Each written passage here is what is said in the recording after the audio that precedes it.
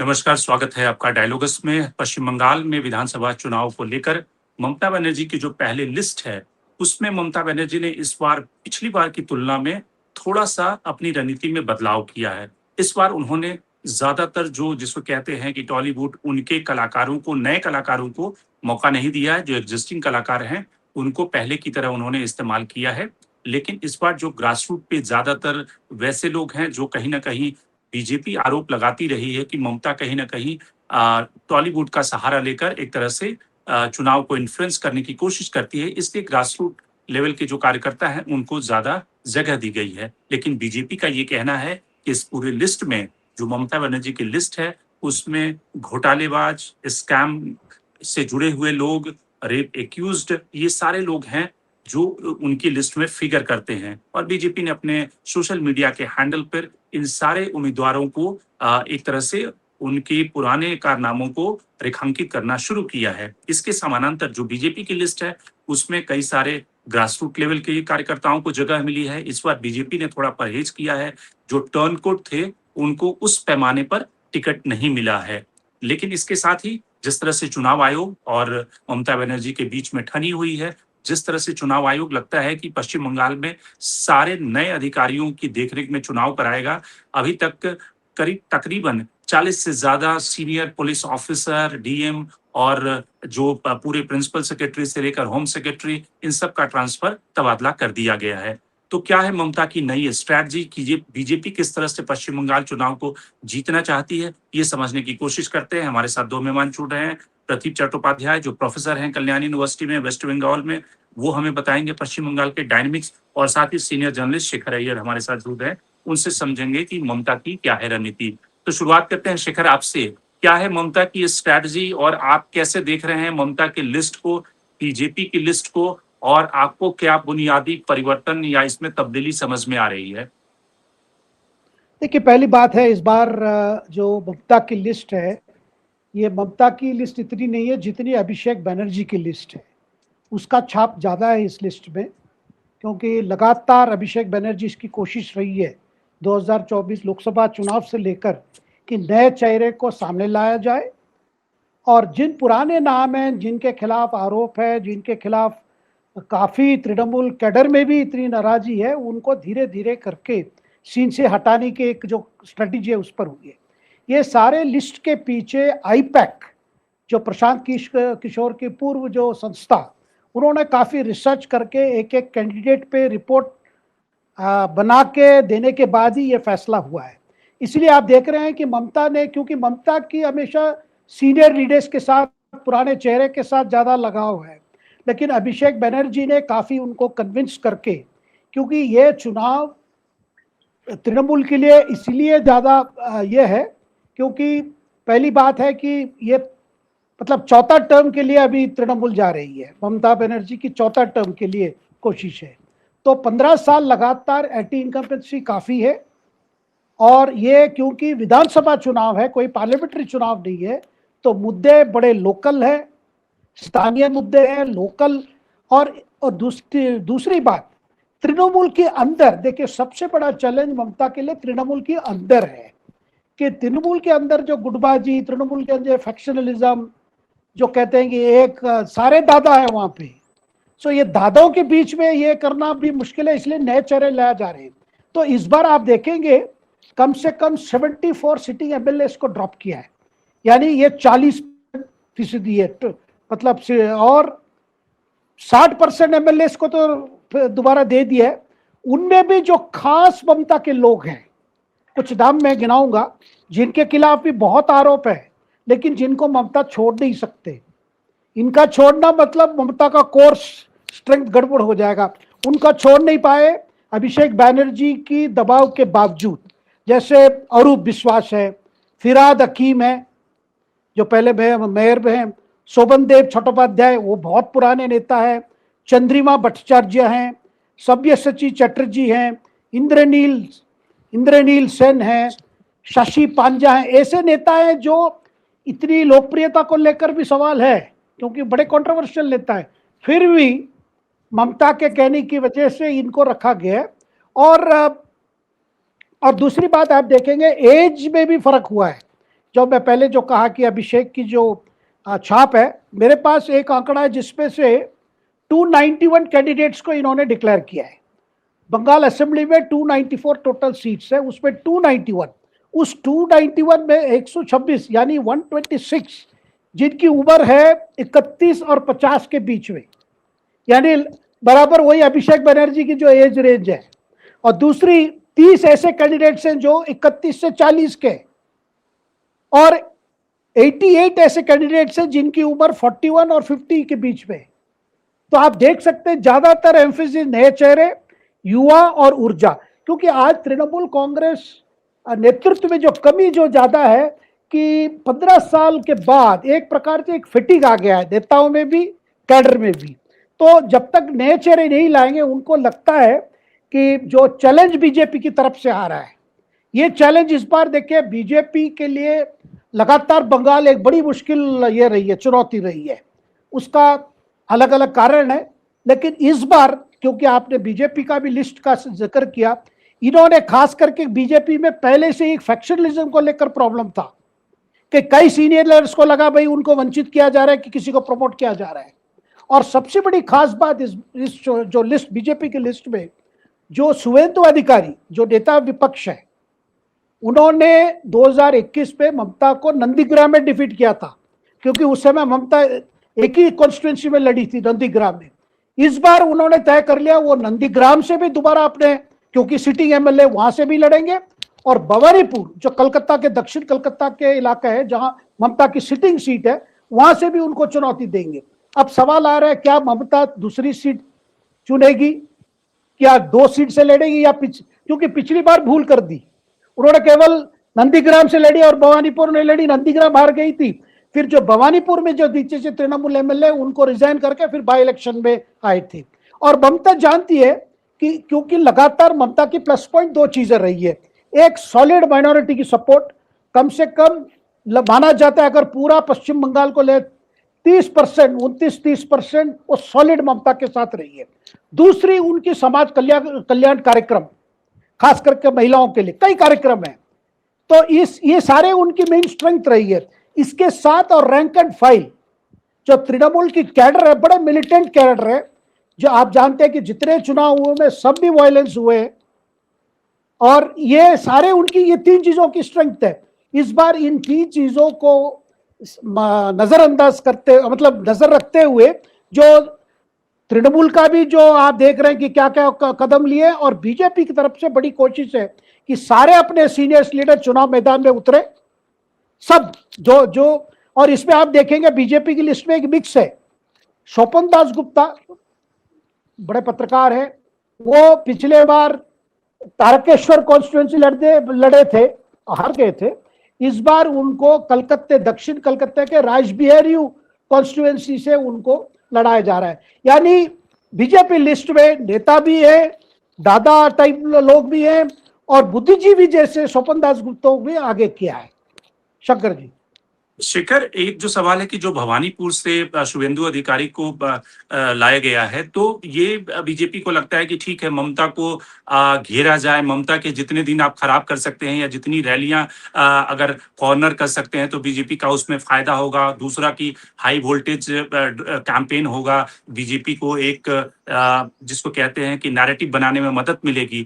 लेकिन बंगाल की जो जनता है वो विधानसभा चुनाव में और लोकसभा चुनाव में अलग अलग पैटर्न पे वोट करती है। देश के अलग अलग राज्यों में भी यही पैटर्न फॉलो होता है, और भवानीपुर में का जो डायनेमिक्स है वहां पे बीजेपी को लगता है कि ठीक है, जो मारवाड़ी हैं और दूसरे समुदाय के लोग हैं वो बीजेपी को वोट करेंगे, और एसआईआर के बाद वहां पे भी कटौती हुई है नामों में। लेकिन ममता की जो लीड थी पिछली बार भी, और जो विधानसभा का चुनाव है उसमें लगता है कि बहुत आसान नहीं होगा शुवेंदु अधिकारी के लिए भवानीपुर में ममता को हराना।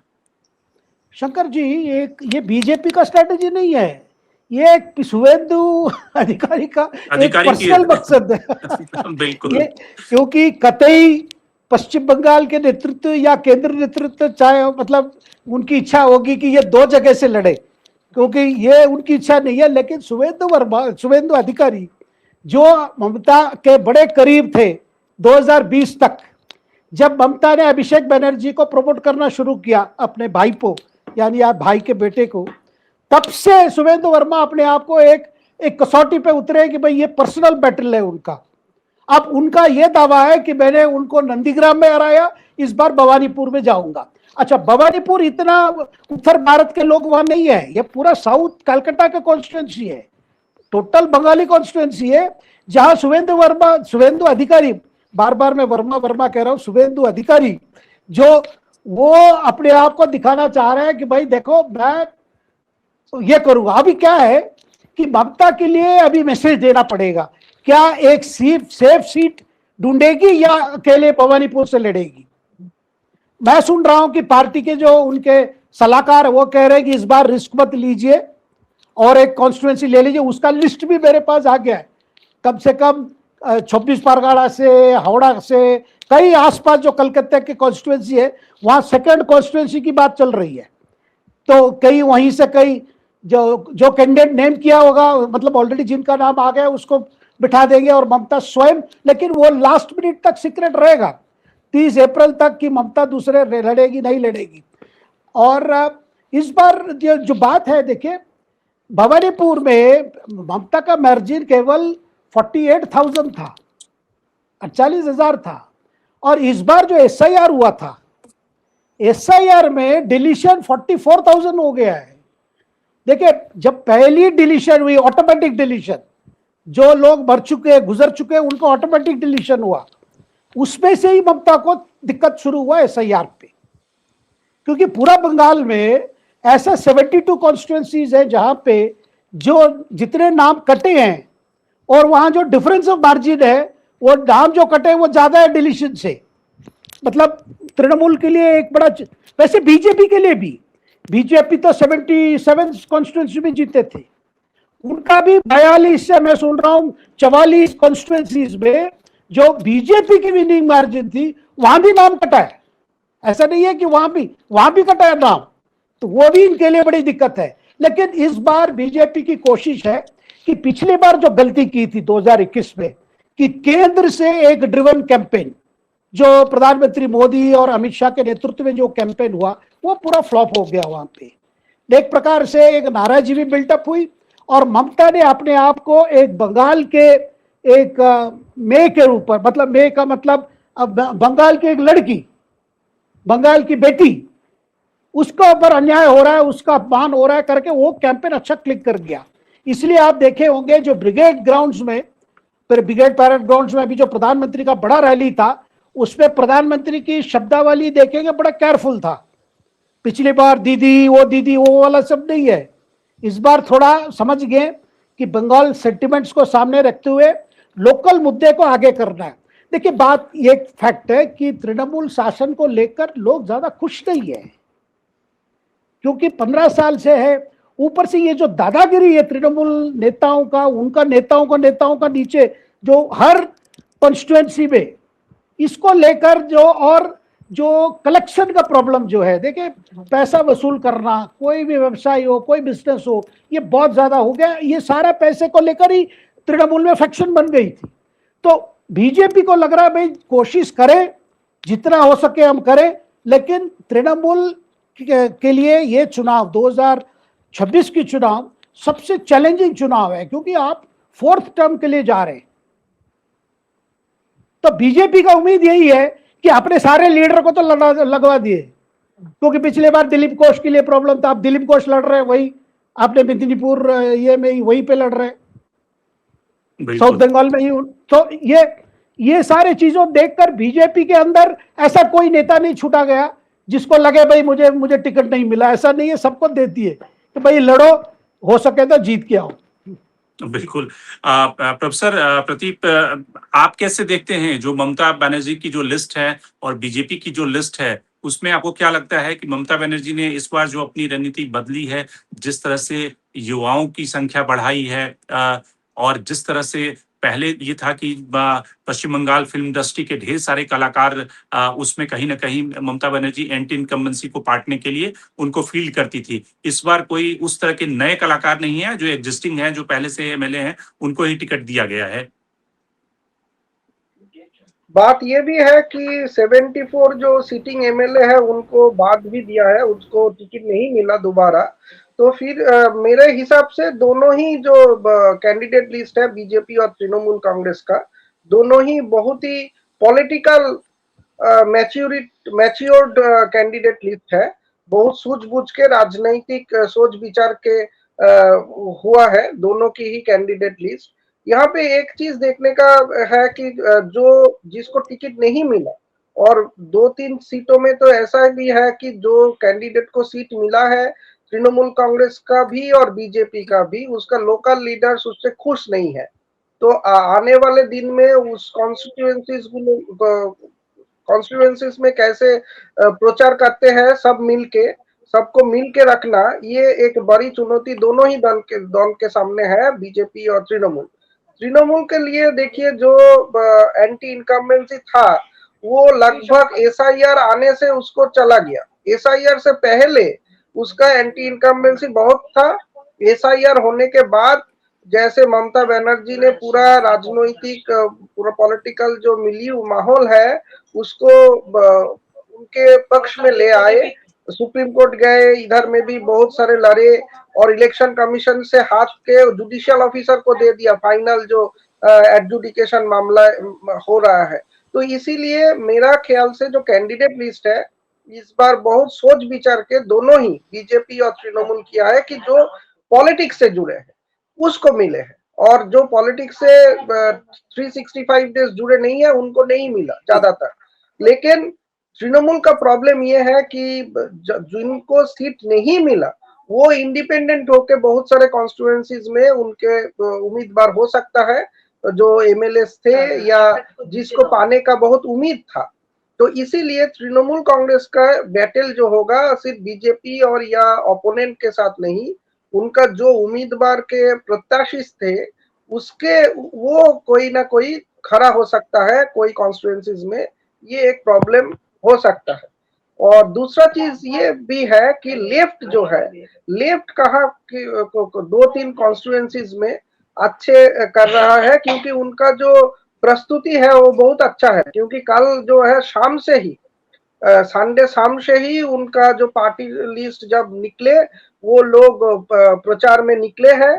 तो ये एक मानने के लिए है, क्योंकि जादवपुर जो कॉन्स्टिट्यूएंसी है वहां में विकास रंजन भट्टाचार्य जो राज्यसभा का एमपी है वो उम्मीदवार है सीपीएम का, और उसके खिलाफ तृणमूल ने ऐसे कोई हेवी वेट को नहीं दिया, जो उधर का सिटिंग एमएलए है उनको ही दिया है। तो जादवपुर कॉन्स्टिट्यूएंसी है, और एक है पानीहाटी कॉन्स्टिट्यूएंसी। इन दोनों में पानीहाटी में जुबा सीपीएम लीडर डीवाईएफआई लीडर को मिला है, तो 2-3 जगह में। और ये उत्तरपाड़ा कॉन्स्टिट्यूएंसी जो है मीनाक्षी मुखर्जी जो जुबा सीपीएम का है, पिछले बार ममता बनर्जी के खिलाफ में लड़ी थी नंदीग्राम से। तो कुल मिला के सीपीएम का भी अच्छा प्रदर्शन रहेगा, क्योंकि उनका जो है रैलीज अच्छे हो रहा है। तो अगर एक लाइन में मैं बोलूं कि दो चीज हो सकता है, एक आपका 2026 का इलेक्शन पश्चिम बंगाल में पोलराइज्ड हो सकता है, हिंदू वोट और मुस्लिम वोट के इधर उधर हो सकता है। और मुस्लिम वोट अगर बांट जाए, तृणमूल से लेके कुछ सीपीएम में चले जाए या कांग्रेस में चले जाए, तो तृणमूल कांग्रेस के लिए प्रॉब्लम होगा। लेकिन अगर ये पूरा जो है election commission, SIR, Bengali sentiment, इसके आधार पे अगर ये हो जाए तो इलेक्शन का माहौल पूरा अलग सा होगा, तृणमूल एडवांटेज में रहेगा। तो अगले एक महीने में प्रचार कैसे, कौन सा दल कौन सा अभिमुख में प्रचार करेगा, इसके ऊपर बहुत कुछ निर्भर करेगा। नहीं प्रोफेसर, आपको लगता है कि जो एसआईआर या फिर जिस तरह से का प्रोसेस हुआ, और खास करके जिस तरह से ममता बनर्जी ने उसको सुप्रीम कोर्ट में फाइट किया, धरने पे बैठी, उसके बाद अभी जिस तरह से अधिकारियों के ट्रांसफर किए जा रहे हैं, इसका कोई सिंक पब्लिक में है, जनता के बीच में है, या सिर्फ ये ममता बनर्जी की सरकार, उनकी पार्टी और इलेक्शन कमीशन के बीच में है? जनता को एसआईआर से अफेक्टेड हुई है, जनता में नाराजगी है, और वो ममता के प्रति कोई सिंपैथी इस तरह से उमड़ा है, ऐसे सड़कों पे नजर आता है? ये एसआईआर के अगर बात करें तो जनता में नाराजगी है, बहुत ही नाराजगी है, क्योंकि बहुत बार इनको लाइन में जाना पड़ा और आप खुद का ही जो वोटर होने का जो है वो प्रूफ दिखाना पड़ा, जो इतने साल वोटिंग राइट करने के बाद। तो एसआईआर जो मुद्दा है वो सिंक किया है जनता के साथ, पब्लिक मूड में एसआईआर के खिलाफ एक आवाज है। लेकिन जो इलेक्शन कमीशन अभी कर रहा है कि जो चीफ सेक्रेटरीज या डीएसपी एसपी को बदल कर रहा है, इसके साथ पब्लिक का सेंटीमेंट नहीं है। ये सिर्फ जो है लोकल लेवल तृणमूल कांग्रेस का जो है पुलिस को वो यूज करता है तृणमूल कांग्रेस, और तृणमूल कांग्रेस का जो ओपोनेंट होता है उनके खिलाफ बहुत सारे केसेस देता है। तो ये पुलिस का जो है ये चेंज, ये एक माहौल तैयार कर रहा है कि लोग जो है बिना भयभीत के अपनी खुद का जो मतदान वो जाके दे सकते हैं। ये एक माहौल तैयार हो रहा है, एक सिक्योरिटी का भाव जनता के भीतर आ रहा है कि वो जिसको ही वोट दे, लेकिन खुद का वोट खुद देने के एक जो माहौल है वो ये चेंज कर जो इलेक्शन कमीशन शुरू किया है, पुलिस और चीफ सेक्रेटरी वगैरह, तो इससे खास करके पुलिस का जो चेंजेस है, इसलिए एक सिक्योर्ड एनवायरनमेंट फील हो रहा है जनता के अंदर। लेकिन एसआईआर अगर कहे तो एसआईआर के खिलाफ जनता में नाराजगी है और वो सीधे सीधे एसआईआर के लिए इलेक्शन कमीशन और बीजेपी दोनों को ही जमींदार समझता है। शेखर, आपको लगता है कि कोई भी सरकार या कोई भी मुख्यमंत्री जो 15 साल से सत्ता में है और वहां की एडमिनिस्ट्रेशन में जिस तरह से उनकी पेनिट्रेशन होगी, जो अधिकारी हैं जिस तरह से इलेक्शन कमीशन कर रहा है कि पूरे राज्य के सारे बर्तन बदल डालो, एक तरह से, वैसी स्थिति में आपको लगता है कि अधिकारी बायस्ड होकर काम करेंगे, निष्पक्ष होकर काम करेंगे, या जैसे अधिकारियों में सबसे पहले होता है कि हवा की नब्ज सबसे पहले वो पहचान लेते हैं, उनको लगता है कि अगर ठीक है बीजेपी आ रही है तो वो उस पक्ष में काम करेंगे, उनको लगेगा कि ममता ही आ रही है तो फिर वो अपने ममता को खुश करने के लिए काम करेंगे? नहीं, देखिए, जो ऑफिसर्स को बदला गया है ये बहुत सोच समझ के बदलाव हुआ है। ऐसा नहीं है, ये का प्लान पहले रखा गया है कि ये जो जब एसआईआर का घोषणा हुआ उसको लेकर जो इलेक्शन कमीशन के डायरेक्टिव्स को डायरेक्टली मतलब उसको वायलेट करना शुरू कर दिया था ममता के कहने पर। ये जो चीफ सेक्रेटरी है नंदिनी चक्रवर्ती, ममता के खास है, उन्होंने इलेक्शन कमीशन के हर ऑर्डर को चैलेंज किया। जब चुनाव के लेकर समय में स्टेट गवर्नमेंट की उतनी ये नहीं है कि हर ऑर्डर को चेंज करो, जब बार बार कंप्लेंट्स की बात आई नहीं किए थे। जो ये जो लिस्ट बना था, पहले इलेक्शन कमीशन लिस्ट बना लिया, भाई ये ऑफिसर्स हमारे साथ कोऑपरेट नहीं कर रहे हैं, और सबको पता है। ये आप बीजेपी की बात छोड़ दीजिए, वामपंथी नेता भी यही कहेंगे कि पूरा एडमिनिस्ट्रेशन लगातार, और सबसे आश्चर्य बात यह है जब ममता विपक्ष की नेता थी, 2011 चुनाव की बात कर रहे हैं जिस चुनाव में जीत के आई, उससे पहले जो परिस्थिति यही हो रही थी, ममता का यही कहना था कि भाई लेफ्ट वाला साइंटिफिक रैंकिंग करते हैं। लेकिन वो आने के बाद उन्होंने वही अपनाया, एक तरफ पॉलिटिकल वायलेंस, पूरा अपोनेंट्स को, बीजेपी के साथ लेफ्ट कांग्रेस, सबको एकदम ये करके रखो, डरा के रखो, उनके इतना तक वो वोटर्स बाहर भी नहीं पाएंगे। और ये जो ऑफिसर्स चेंज हुए हैं, जो एसपी चेंज हुए हैं, जो 13 डिस्ट्रिक्ट मजिस्ट्रेट चेंज हुए हैं, ये सबके खिलाफ कंप्लेंट्स है, इसके बाद ही हुआ है। ऐसा नहीं है कि भाई कोई इलेक्शन कमीशन ने ऐसे ही कर दिया, नहीं, इस पर बैकग्राउंड करके ही आया है। जो 13 नया डिस्ट्रिक्ट मजिस्ट्रेट देना, 5 आईपीएस ऑफिसर्स को नया डीआईजीज बना दिया रेंज को, ये मैसेज देने के लिए इस चुनाव में फ्री एंड फेयर होना चाहिए। और इसके अलावा शंकर जी, कम से कम 2000 पारामिलिट्री फोर्सेस जा रहे हैं वहां पे, जो कि काफी अनप्रेसिडेंटेड है। अनप्रेसिडेंटेड है। और दूसरी चीज जो इलेक्शन कमीशन समझ गई, पिछली बार जो 8 चरण में करके फिर भी हिंसा हुआ, क्योंकि हिंसा करने वाले जो स्क्वाड है तृणमूल के, वो एक फेज के बाद दूसरे फेज, ऐसे चारों 8 फेज में गड़बड़ की। इस बार 2 फेज कर दिए, नंबर 1। नंबर 2, इस बार ऐसा नहीं किया है नॉर्थ बंगाल एक दिन और साउथ बंगाल एक दिन, इस बार मिक्स कर दिया है। यानी पहला चरण में भी नॉर्थ साउथ बंगाल आएगा कॉन्स्टिट्यूएंसी, और दूसरा चरण में भी नॉर्थ बंगाल आएगा, साउथ बंगाल दोनों आएगा। तो एक प्रकार से देखिए ये कंप्लेंट लगातार आ रही है, केवल बीजेपी नहीं है, वामपंथी कांग्रेस का भी यही प्रॉब्लम है। क्योंकि ममता का अप्रोच क्या था, जो कहा जाता है स्कॉर्च्ड अर्थ पॉलिसी, किसी हालत में ये मत करो, मतलब ऑपोजिशन को टॉलरेट मत करो, कैंपेन करने मत दो, डरा के रखो। लेकिन अभिषेक बनर्जी उनका एडवाइस हमेशा ममता के था, देखो ऐसा मत करना, हम लोग ज्यादा कर चुके हैं, थोड़ा हमें टोन डाउन करना है, ये अभिषेक बनर्जी का एडवाइस है। उसके बाद ही आपने देखा होगा पहले से ज्यादा जो रन अप पीरियड में, जो चुनाव के जो इलेक्शन घोषणा होते पीरियड में इतना वायलेंस दिखाई नहीं दिया, क्योंकि अभिषेक बनर्जी का ही ये था, भाई देखो हम ज्यादा करेंगे तो ज्यादा रिएक्शन होगा, क्योंकि हमारा 15 साल हो चुका है। क्योंकि देखिए एक चीज है, आज तृणमूल कांग्रेस की जो शासन है उसमें कोई नया आइडियाज नहीं है, जितना सामाजिक कल्याण कार्यक्रम चल रहा है, महिला का चल रहा है, कोई नया नहीं है।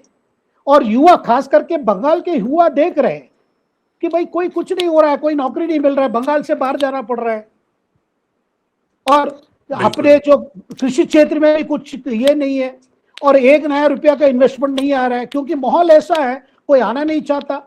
अगर बंगाल के कोई जिसके पास पूंजी हो वो बाहर जाके इन्वेस्ट करेगा, बंगाल में नहीं करता। तो ये सारे चीजों, और लगातार बीजेपी इसने इस बार कैंपेन को इतना ये ना करके, एक केंद्र से डायरेक्टेड ना करके, ज्यादातर लोकली जो कर रहे हैं, ये मुझे लगता है एक स्ट्रेटेजी बहुत बदला है। और लगातार जो कोशिश इस बार है कि अगर ममता जीतेगी भी, लेकिन उसकी मार्जिन बहुत कम रहेगी, सीटें भी बहुत कम आएगी, ये ममता के पार्टी के नेता भी महसूस कर रहे हैं। क्योंकि 15 साल के बाद लोगों के अंदर एक विकल्प ढूंढने की कोशिश चल रही है। अच्छा, दूसरी बात, जो माइनॉरिटी वोट्स की बात की जा रही है, ममता का हमेशा ये था भाई 30% तो उनकी गारंटीड है, उसके ऊपर 20-25% चाहिए, इसलिए तो उनको 48% मिलता था वोट परसेंटेज। लेकिन इस बार क्या है, उस माइनॉरिटीज के अंदर भी देखिए, जब जहां सुशासन नहीं है माइनॉरिटीज भी सफर करते हैं, जैसे बाकी समुदाय सफर करते हैं, इस बार भी माइनॉरिटीज के अंदर भी एक विकल्प के लिए एक इच्छा है। और अपने पार्टी के जैसे हुमायूं कबीर अपने नेबले जो विद्रोह करके एक नया कर दिया है, एक इंडियन सेक्युलर फ्रंट पिछले बार भी था, इस बार भी है। तो ये सारे भी ममता के लिए एक चीज है, ये इलेक्शन बहुत टेंशन दे रहा है, पिछले जैसा नहीं है। इस बार उनको टेंशन है कि कई सीट न घट जाए, क्योंकि पिछले बार 2012 मिला था 294 से, तो उनकी कोशिश रहेगी भाई किसी तरह 200 के ऊपर रहना है। अंतिम सवाल शेखर आपसे लेते हैं कि आपको क्या लगता है कि ये चुनाव ममता की वेलफेयर स्कीम का टेस्ट है? क्योंकि बहुत सारे राज्यों में अलग अलग सरकारों ने, जैसे मध्य प्रदेश में बीजेपी की सरकार ने वेलफेयर स्कीम के जरिए लगातार अपनी जो पैठ थी सत्ता में बनाई रखी। नीतीश कुमार तो उसके बड़े उदाहरण हैं ही, लेकिन इन दोनों राज्यों में ये था कि इन राज्यों में लॉ एंड ऑर्डर और बाकी चीजें उतनी खराब नहीं थी। ठीक है, लालू के रेजिम में था और जिसके कारण लालू को खामियाजा भी उठाना पड़ा। तो वैसी स्थिति में आपको लगता है कि वो वेलफेयर जो स्कीम है भारी पड़ेंगी, या फिर जो जनता का गुस्सा है या एंटी इनकम्बेंसी या लॉ एंड ऑर्डर की स्थिति है, ये सारे मुख्य मुद्दे ममता के लिए भारी पड़ेंगे? देखिए, वेलफेयर से जो फायदा उनको मिलना है पिछले 3 चुनाव में मिला है, लोकसभा चुनाव में भी मिला। इस बार मुझे लगता है बाकी मुद्दे भी बड़े इंपॉर्टेंस रहेंगे, खास करके महिला की सुरक्षा, क्योंकि बड़े बड़े घटना हो गए, एससीबी मेडिकल, जो आरजी कार मेडिकल हॉस्पिटल में जो घटना हुई, महिलाओं को लेकर जो सुरक्षा एक बड़ा मुद्दा है पश्चिम बंगाल में, वो बड़ा इश्यू है। और साथ में जो तृणमूल की जो बाकी नेता, जो डाउन द लाइन नेता की जो दादागिरी है, ये वसूल ये करना, ये जो कटबनी की जो बात है, वो ज्यादा फील कर रहे लोगों के, मतलब छोटा व्यवसायी भी फील करते हैं। तो यहाँ पे जो रिसेंटमेंट है वो कहीं ना कहीं विकल्प ढूंढ रहा है। क्या वो बीजेपी वो विकल्प के रूप में आ पाएगी, वो सवाल है। लेकिन लोगों के अंदर अब टायर्ड हो चुके हैं, देख चुके हैं, क्योंकि बिना विकल्प वहां पे क्या था, ममता के लिए बेनिफिट था। इस बार बीजेपी स्ट्रैटेजी भी बदली है, मुद्दे भी अलग अलग मुद्दे हैं, खास करके काफी लोकल इश्यूज को सामने ला रहे हैं, एक एक कॉन्स्टिट्यूएंसी की जो प्रॉब्लम्स है वो सामने ला रहे हैं। और वेलफेयर तो चल रहा है, उनके लोक कल्याण तो महिला क्योंकि ममता के लिए हमेशा महिला वोट बड़ा फैक्टर था। महिला आज भी काफी महिला उनको दीदी दीदी करके उनका साथ एक लगाव है, लेकिन साथ में जो नए वोटर्स हैं, वो वोटर्स हैं, वो देख रहे हैं कि भाई बाकी राज्यों में क्या क्या हो रहा है, हमारे राज्यों में क्या हो रहा है। कोई एक डलनेस है, देखिए शासन में भी एक डलनेस आ गया है, तो ये डलनेस को कैसे मैनेज करेगी, इस डलनेस को परसेप्शन कैसे ममता मैनेज करे, क्योंकि एक बात क्लियर है शंकर जी, ममता के पास कोई नया तंत्र कुछ नहीं है, कोई मंत्र भी नहीं है, वही पुरानी, अब भीड़ आएगी तो यही चलेगा। देखिए कोई एक जो कहते हैं ना कि हर नेतृत्व एक नया अपने आप को रिन्यू नहीं कर पाई है, अपनी अपील को, जो अपील है वो है, क्या वो भी इस बार काम करेगा या करता रहेगा, यही सवाल है इस चुनाव। बिल्कुल, तो ममता की जो चुनौती है कि जो शासन का फटीग है उसको कैसे दूर करें, और ममता ने एसआईआर के जरिए जो फटीग है उसको दूर करने की कोशिश की है, एफर्ट किया है, सड़कों पर उतरी हैं, सुप्रीम कोर्ट गई हैं, ताकि वो एसआईआर को, चुनाव आयोग को खलनायक बनाकर कहीं न कहीं अपना जो कैडर है उसको उत्साहित करें, उसको जमीन पर उतारें। लेकिन इसके समानांतर जो बड़े मुद्दे हैं कि पश्चिम बंगाल में जो लॉ एंड ऑर्डर की स्थिति है, जो कट मनी का इश्यू है और जो जनता उससे डायरेक्ट जूझती है, वो जनता क्या बदलाव की इच्छा उनमें है और बदलाव की मंशा वो रखती है। ये सवाल लोकसभा में तो कोई बहुत ज्यादा बीजेपी को फायदा उसका नहीं मिला, लेकिन क्या विधानसभा चुनाव में बीजेपी सत्ता की दहलीज तक पहुंचेगी, ये देखने वाली बात होगी। तो आज के कार्यक्रम में इतना ही। शेखर, आपका बहुत बहुत धन्यवाद, और प्रतीक चट्टोपाध्याय साहब, आप जुड़े हमसे, आपका भी बहुत बहुत धन्यवाद। देश और दुनिया की बाकी खबरों के लिए आप बने रहिए डायलॉग्स के साथ।